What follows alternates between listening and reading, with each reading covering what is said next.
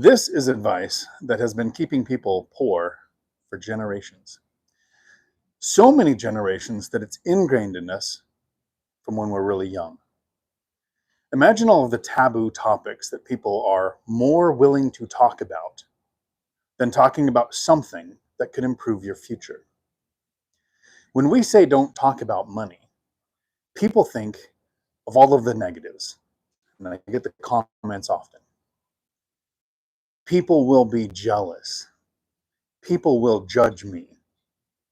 If my boss knew that I was making money outside of work, I might not get a promotion.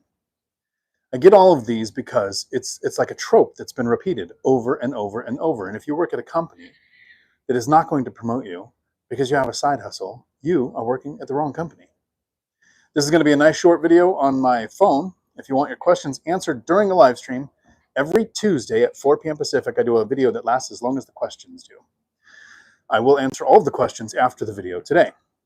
But this information comes from a couple of studies, one by Bankrate, one by Wells Fargo, where they did a market probe or a poll of people with money. And they talked about what subjects are people willing to talk about more than they're willing to talk about money. When talking about money can do things like reduce your stress when it comes to finances, improve money habits, like letting your friends know that you're not super frugal because you're poor. Maybe you're super frugal because you want to put your money to work. So when they go out, they don't judge you for ordering an appetizer instead of a meal. You're still going out with your friends, but you have those habits that is going to help you spend less than you make so that you can save and invest the difference, so that you can have a future where you're free.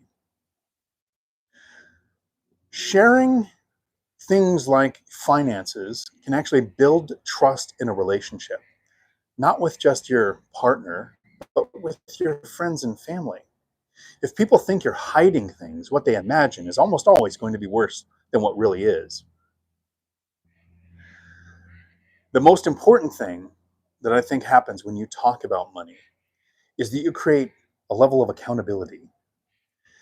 It is, to me, far more important to discuss things that you plan on doing than to brag about what you've accomplished. When you voice out loud, when you speak into existence something like, I want to have $10,000 invested in crypto within the next 3 years.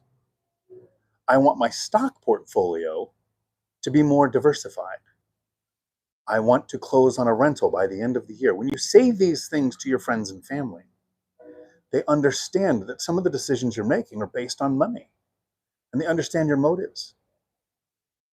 That accountability, telling people what you want to do, not only brings potential deals or new information. If you don't know to bring up something like crypto, you won't have things like my friend, Major Sags, was a captain, he got promoted, coming and talking about new ways that you can make money with your Bitcoin. If you don't bring up the subject, how will people know to bring it up to you? Because they were probably raised the same way. Don't talk about money. So when these organizations did these probes, they found out that 78% of Americans are more comfortable talking about politics than they are about money. And what is the first rule of going to family dinners or in the workplace? No politics, no religion. It's so ingrained in our society that people don't even have to remind you not to speak about money. 81% of people were more comfortable talking about their own health issues than their money issues. This explains why people end up with no money. 38% of people found talking about death was easier than talking about money. Most people will run out of money before they run out of life because they're more focused on worrying about death than focusing on their money. 30% of people would rather serve on jury duty than talk about money. 27% of people said they would rather go on a blind date than talk about money, completely ignoring the benefits that come from potentially sharing things about money and protecting yourself from scams. If you're not talking about money with people, they might not even mention the most recent scam that's happening, like the sheriff calling you and saying, you missed a court-appointed witness date and you have to pay a fine over the phone. That's actually going around now. Or the Amazon package that's delivered to your house as a gift with a gift receipt with a QR code to activate the device, which connects the scammers to every bit of information on your phone. Talking about money is taboo in such a way that people will hinder their own financial future instead of sharing something that they can actually benefit from. And not just bragging about what you've done, but talking about what you want to do. Because someone might point out a flaw that you're missing.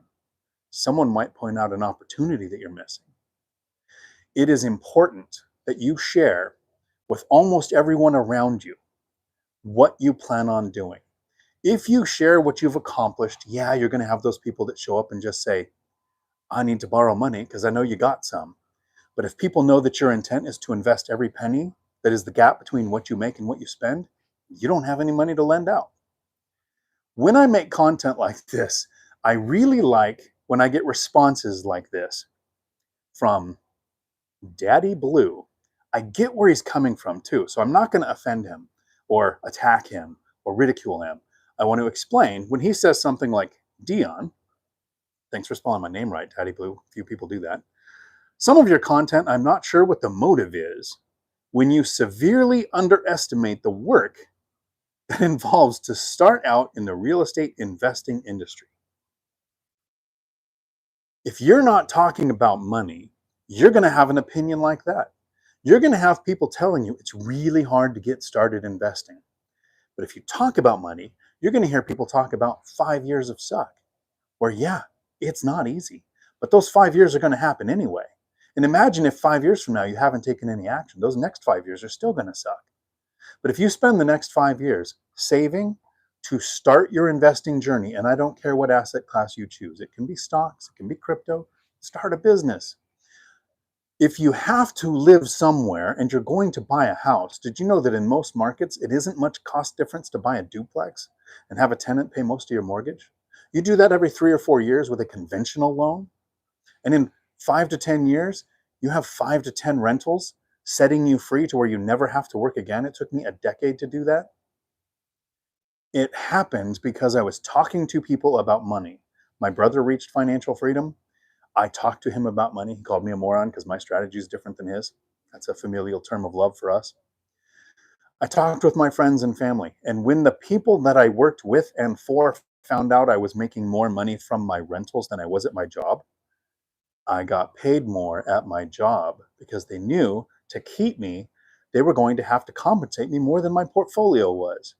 Sometimes sharing your information in the workplace, as long as it doesn't get you fired, if you're something like working at a school where they consider owning rentals economic violence and it can get you fired, use your brain.